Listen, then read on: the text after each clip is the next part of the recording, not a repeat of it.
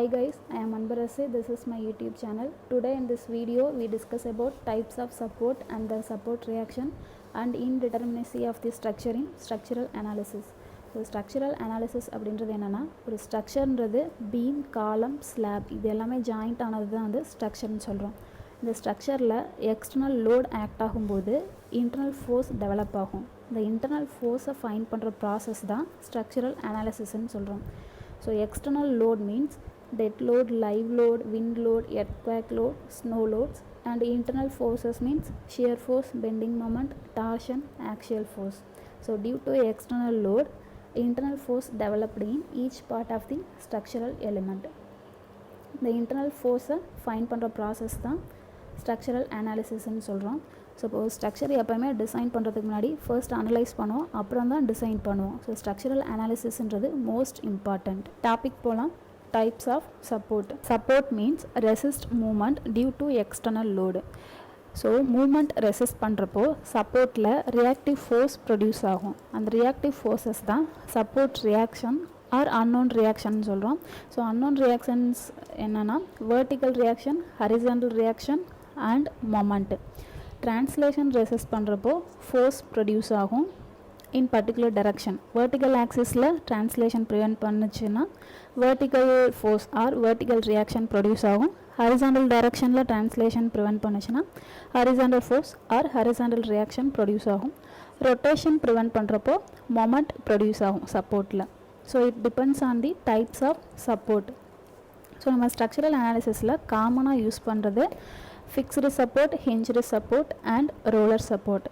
So இப்போ fixed support பார்த்தோன்னா it resist both translation and rotation. So இங்கே moment எதுவுமே இருக்காது. ஹரிசாண்டல் டைரக்ஷன்லேயும் மூமெண்ட் இருக்காது, வெர்டிக்கல் டைரக்ஷன்லேயும் மூமெண்ட் இருக்காது. ஸோ ரெண்டு டைரக்ஷன்லேயுமே ட்ரான்ஸ்லேஷன் ரெசிஸ்ட் பண்ணும் அண்ட் ரொட்டேஷன் ரெசிஸ்ட் பண்ணும். ஸோ இப்போ vertical reaction, horizontal reaction and moment produce ஆகும் ஃபிக்ஸ்டு சப்போர்ட்டில். ஸோ இப்போ reactive unknown 3. So next hinged support, it resist only translation. So இங்கே rotation resist பண்ணாது. ஸோ அப்போ இங்கே மொமெண்ட் இருக்காது, only vertical reaction, horizontal reaction மட்டும்தான் இருக்கும். So reactive unknowns 2. So next roller support. In roller support it resist translation in vertical axis only. So அப்போ இங்கே வந்து vertical reaction மட்டும்தான் இருக்கும், ஹரிசாண்டலில் மூமெண்ட் இருக்கும் அண்ட் ரொட்டேஷன் இருக்கும். ஸோ ஹரிசாண்டல் ரியாக்ஷன் இருக்காது, மொமெண்ட் இருக்காது. ஸோ வெர்டிக்கல் ரியாக்ஷன் மட்டும்தான் சப்போர்ட்டில் ப்ரொடியூஸ் ஆகும். So reaction unknown for roller support is 1. Displacement unknowns means translation and rotation. So இங்கே ட்ரான்ஸ்லேஷன் ரொட்டேஷன் எதுவுமே இருக்காது fixed சப்போர்ட்டில்.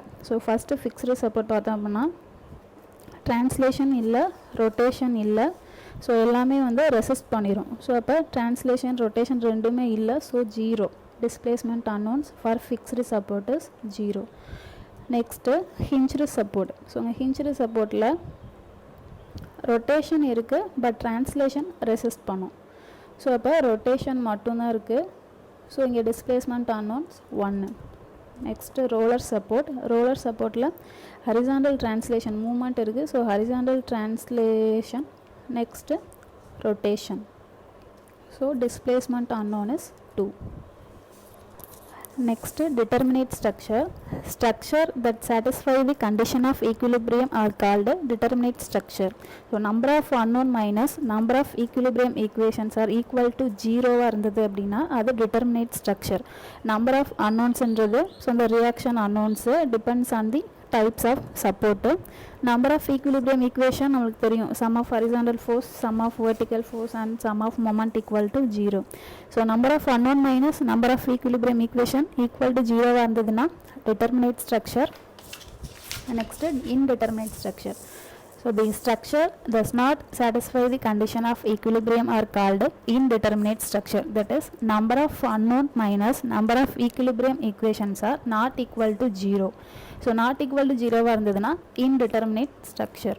So next degree of indeterminacy. So degree of indeterminacy எதுக்காக find பண்ணோன்னா structure வந்து ஸ்டேபிளாக அன்ஸ்டேபிளான்னு பார்க்குறதுக்காக டிகிரி ஆஃப் இன்டிட்டர்மினசி ஃபைன் பண்ணுறோம். ஸோ டிகிரி ஆஃப் இன்டிட்டர்மினசின்றது என்னென்னா the excess number of reaction that makes a structure indeterminate is called degree of indeterminacy. It is also called as degree of redundant. So for example, அப்படி cantilever beam எடுத்துட்டோம்னா one end fixed, other end hinged. So fixed supportக்கு unknown reaction 3, hinged supportக்கு unknown reaction 2. 3 plus 2 5 are the number of unknowns minus number of equilibrium equation 3. So 5 minus 3 equal to 2. So 2 degree of indeterminacy, that is property cantilever beam is the 2 degree of redundant. There are two types of degree of indeterminacy. First one is static indeterminacy and second one is kinematic indeterminacy.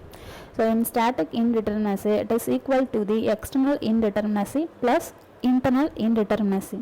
External indeterminacy is depends on the reaction and internal indeterminacy is depends on internal force. So next, kinematic indeterminacy. Kinematic indeterminacy is defined as the number of independent translation or rotation that exist in a structure. It is also called a degree of freedom. So static indeterminacy for beam is, so static indeterminacy la external indeterminacy, internal indeterminacy and kinematic indeterminacy. So for beam, internal external indeterminacy is capital R minus small r. Capital R is number of unknowns, small r is number of equilibrium equation. So for beam, internal indeterminacy is 0. So next, for frame, external indeterminacy will be number of unknown minus number of equilibrium equation and internal indeterminacy will be 3 into C. For truss, external indeterminacy is number of unknown minus number of equilibrium equation and internal indeterminacy will be m minus 2j minus 3. So next, kinematic indeterminacy for beam is 3j minus r and frame 3j minus r, for truss 2j minus r. So kinematic indeterminacy 3j beam and frame க்கு நம்ம டைரக்டா displacement unknowns வச்சு find பண்ணிக்கலாம். ஃபிக்ஸ்டுக்கு kinematic indeterminacy is 0. For hinged support, kinematic indeterminacy 1. For roller support, kinematic indeterminacy 2. So இது தேவை, இந்த formula தேவையில்லை. ட்ரெஸ்ஸுக்கு இது 2j minus r, இந்த ஃபார்முலா மட்டும் ரொம்ப இம்பார்ட்டன்ட். ஸோ இது தேவையில்லை, நம்ம டேரெக்டாக டிஸ்பிளேஸ்மெண்ட் அனௌன்ஸை யூஸ் பண்ணி kinematic indeterminacy ஃபைண்ட் பண்ணிடலாம்.